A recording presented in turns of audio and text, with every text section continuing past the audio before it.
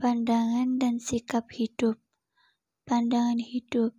Pandangan hidup adalah nilai-nilai yang dianut oleh suatu masyarakat yang dipilih secara selektif oleh para individu dan golongan dalam masyarakat.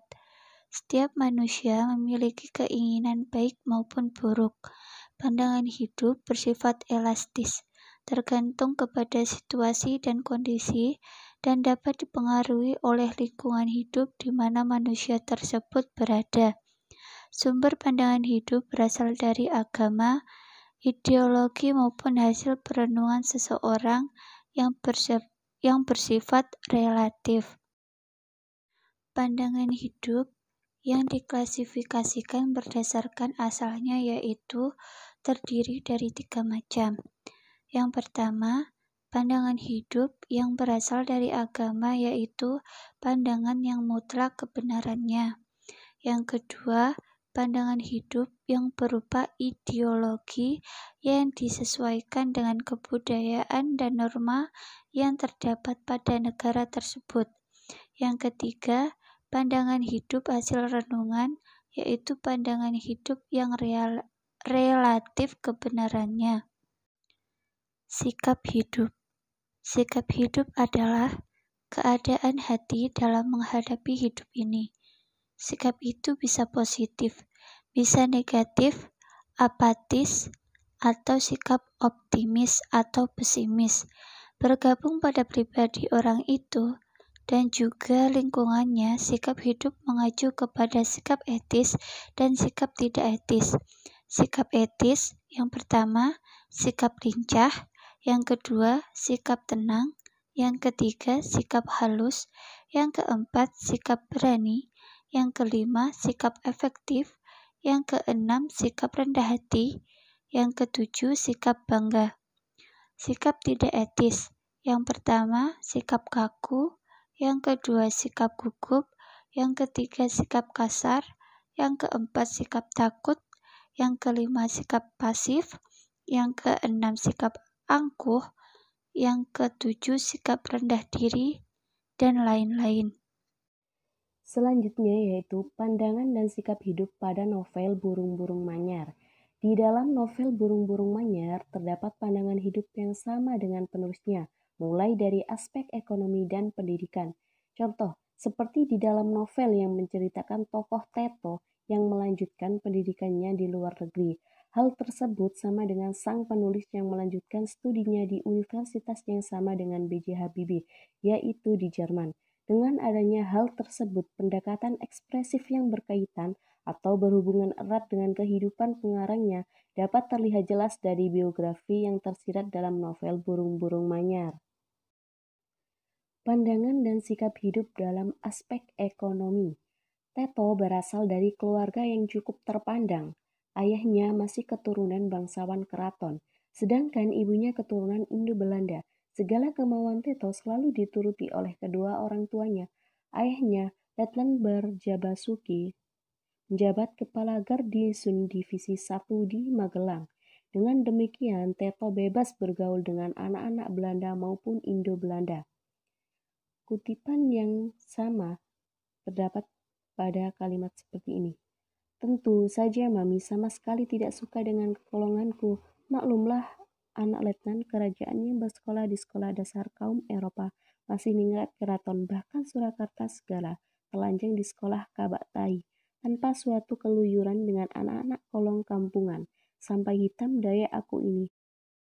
Ati adalah anak dari Ibu Antana, seorang perempuan desa yang memiliki hubungan dengan keraton Mangkunegaraan. Ibu Antana dan ayahnya bernama Antana adalah seorang pegawai dinas kebun raya Bogor dan juga ikut diserai cagar alam ujung kulon. Dalam hati, Ati mengagumi ibunya. Untung ibu dulu tidak kawin dengan seorang pangeran atau kaum istana mulia ini. Ibunya menikah dengan seorang konsulen atau bimas pemerintah Hindia Belanda, pertanian yang tidak berdarah ningrat, tetapi seorang anak emas pegawai tinggi departemen entah apa. Ia cocok anak angkat dengan anak angkat. Ia tahu itu karena ibunya selalu berterus terang. Ayahnya bekerja di Bogor yang banyak hujannya itu, tetapi yang subur dan bersuasana bebas. Ayahnya Miner atau Tuanku Antana seorang pegawai dinas kebun raya Bogor dan juga ikut diserai cagar alam ujung kulon. Pandangan dan sikap hidup dalam aspek pendidikan. Yang pertama, terus terang. Teto merupakan sosok yang cerdas, memiliki rasa keingintahuan, berani, keras kepala, dan jujur. Ia juga memiliki sikap berterus terang, sikap yang terus dipegang teguh olehnya, seperti pada kutipan berikut. Aku tipe anak kolong yang sejak kecil punya kode etik berterus terang. Lebih baik berkelahi dengan bahasa kepal dan tendangan kaki, daripada berbohong dan berpura-pura. Baru kelak aku sadar bahwa cita rasa aku satu kompi dengan papi. Papi ternyata sengaja menjauhkan diri dari kaum istana, karena ia tak suka basa-basi yang halus, tetapi banyak yang tidak jujur. Yang kedua, pemberani. Keberanian Teto yang sering ditujukan kepada orang-orang yang mencoba menekannya. Saat ia ditangkap oleh pasukan Mayor Verbruggen, ia berani menggertak dan berkacak pinggang. Padahal ia menghadapi sekelompok tentara bersenjata. Kalau Teto menjadi anak buah Verbruggen, ia tidak segan membentak atasannya bila ia merasa telah menyinggung kehormatannya dan kehormatan orang yang ia cintai. Seperti pada kutipan, tak kenal kutanyai mami, siapa yang mengambil peti radio itu? Papimu berani mengambilnya sendiri. Yang ketiga, nasionalisme. Nasionalisme merupakan suatu sikap cinta tanah air atau bangsa dan negara. Menurut Birmanto, nasionalisme adalah suatu paham yang berisi kesadaran bahwa tiap-tiap warga negara merupakan bagian dari suatu bangsa negara Indonesia yang berkewajiban mencintai dan membela negaranya. Sehingga, kewajiban seorang warga negara tersebutlah yang menjadi dasar bagi terbentuknya semangat kebangsaan Indonesia. Seperti pada kutipan novel Burung-Burung Manyir sebagai berikut. Dan aku terpaksa latihan perang-perangan dengan bedil kayu kayak Jepang. Sinting sebetulnya, tetapi dalam hati, sebagai anak kolong kompeni sejati, aku sehati dengan papi, menunggu kemenangan sejati. Teto kecil yang sudah mulai latihan perang-perangan dengan bedil kayu ala Jepang, Teto sangat bangga menjadi anak kolong kompeni. Baginya, darah kompeni telah mengalir di dalam tubuhnya. Ayah Teto yang selalu mengajarkan keberanian pada putranya. Seorang perwira tidak boleh memiliki rasa takut untuk tertangkap. Perwira harus berani membela negara yang ia cintainya. Membela sampai dengan titik darah penghabisan dan selalu berada di garis depan dari pengikutnya. Tokoh selanjutnya, Atik. Merupakan orang yang mempunyai jiwa pahlawan. Di saat muda, dirinya sudah diterima menjadi sekretaris Republik. Atik yang selalu setia kepada negaranya dan cinta tanah air Indonesia. Memiliki jiwa yang cerdas, lincah, dan penuh semangat. Dan begitu juga suami Atik adalah Janata Kamsi, yaitu orang yang tangguh, berpendidikan tinggi, serta mempunyai jiwa ketulusan kepada Atik. Jana adalah suami yang pengertian dan penuh pengabdian kepada istrinya. Itulah dalam sekilat saat disimpulkan. Istrinya, Atik adalah orang yang ia puja sebagai ratu dan pemberi undang-undang. Seperti pada kutipan, Teto, Teto, dan menangislah ia terisak-isak. Aku tahu tak dapat apa-apa selain spontan membelai punggungnya.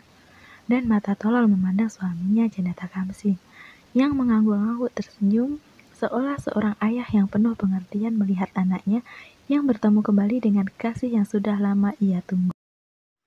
Pandangan dan sikap hidup pada novel Para Priayi.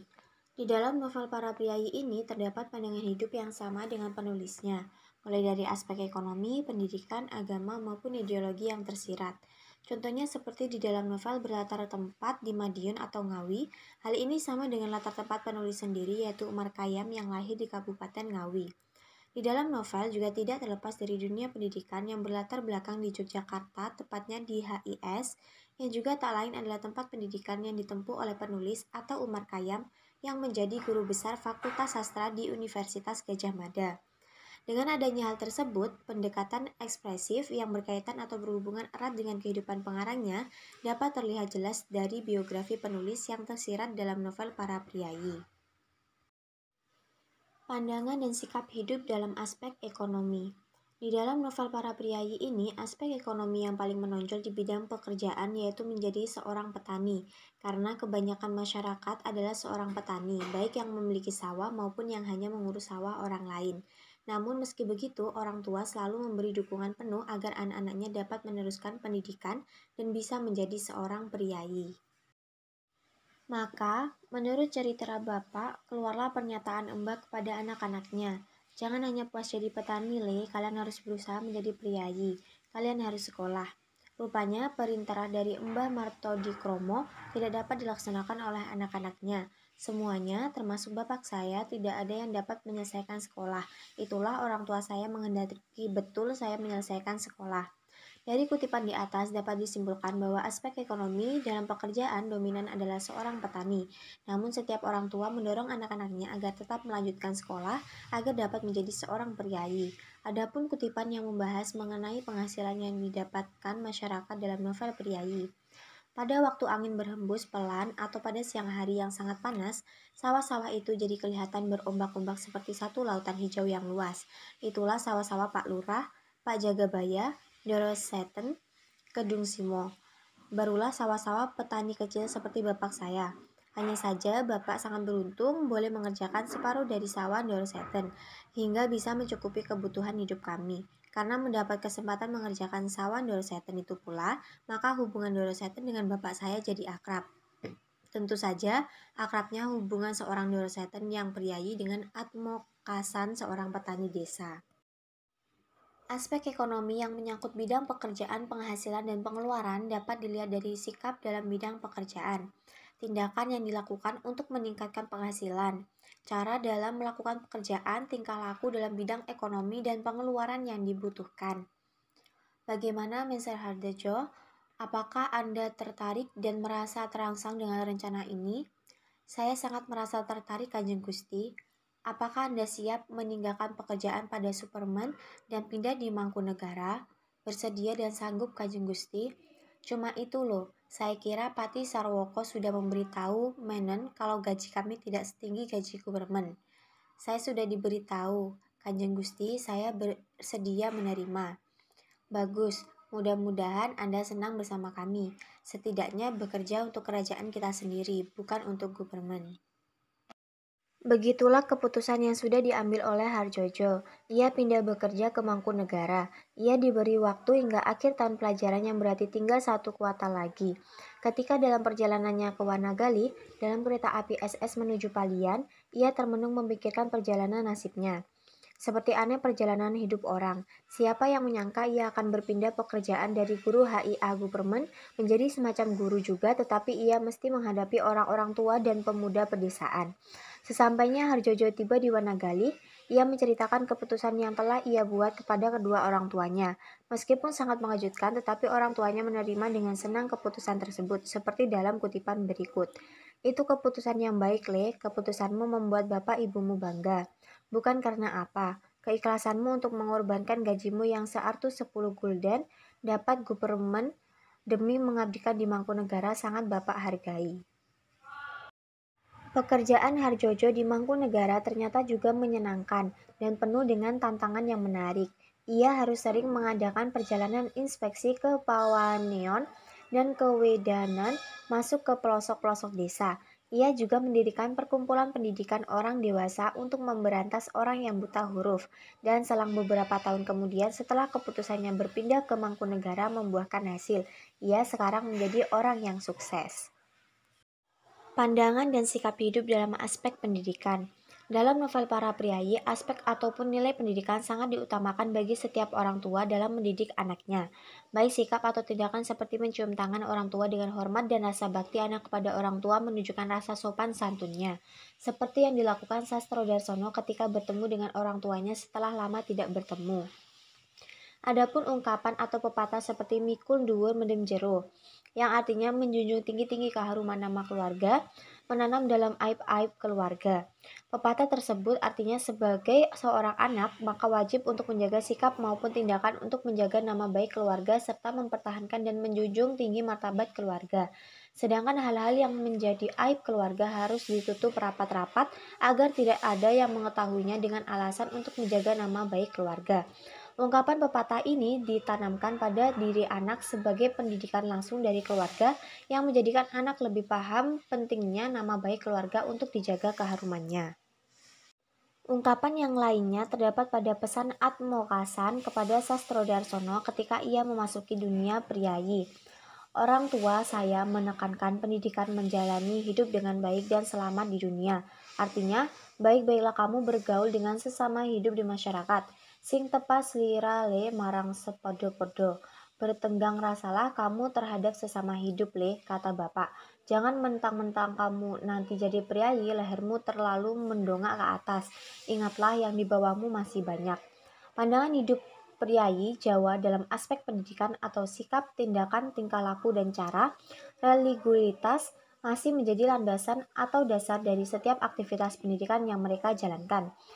Religiulitas dalam wujud sistem kepercayaan menjadi dasar dalam aktivitas pendidikan yang dilakukan oleh seorang priayi. Dalam tingkah laku atau kebiasaan, seorang anak priayi seringkali didongengkan oleh orang tuanya dengan mengambil cerita dari wayang kulit, dongeng-dongeng, dan mitologi. Dalam novel para priayi, Tuan Harjojo dan sang istri selalu mendidik anaknya dengan baik. Tetapi pada suatu hari, anaknya yang bernama Harimurti mulai berkenalan dan bermain dengan anak dari kampung di belakang rumahnya. Gus, mbok kita dikasih kedondongnya. Hari mula-mula terkejut melihat anak-anak itu. Kemudian dia melambai-lambaikan tangannya sambil tertawa kepada mereka. Anak-anak kampung itu membalas lambaian itu dan berseru lagi kepada Hari. Ya Gus, ya ambilkan kedondongnya 1 ombyok saja Gus. Kenapa cuma 1 ombyok? Masuklah ke sini, ambil sendiri kedondong itu. Sadimin terkejut dan langsung memperingatkan Hari. Loh Gus, nanti dimarahin Doro Kakung dan Doro Putri loh. Itu anak-anak kampung nakal-nakal semua. Ah, biar saja Min, kasihan di rumah mereka tidak ada pohon-pohon buah-buahan. Biar saja, ayo masuk ke sini. Harjojo yang mendapat laporan dari Sadimin pun terkejut.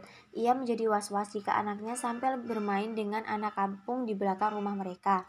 Karena ia berpikir bahwa anak kampung itu suka ngomong jorok dan suka misuh.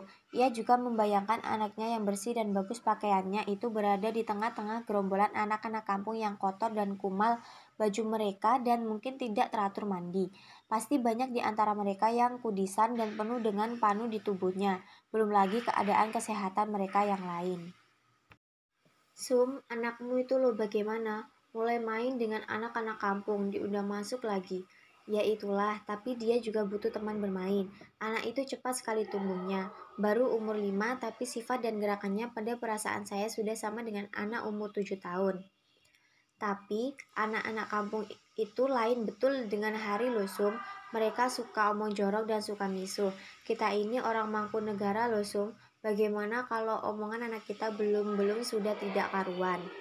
Setelah beberapa hari kemudian, ternyata dugaannya salah. Kekhawatirannya tentang kemungkinan Hari ketularan omongan anak kampung serta penyakit panu dan kudis mereka semakin tipis dan akhirnya malah lenyap. Hari memang bertambah banyak pembendaharaan kata-katanya. Kadang-kadang memang agak jorok, tetapi ia selalu dapat menertibkannya. Dan ternyata anak-anak kampung itu semakin hari tata krama dan penguasaan bahasa kromo mereka semakin baik.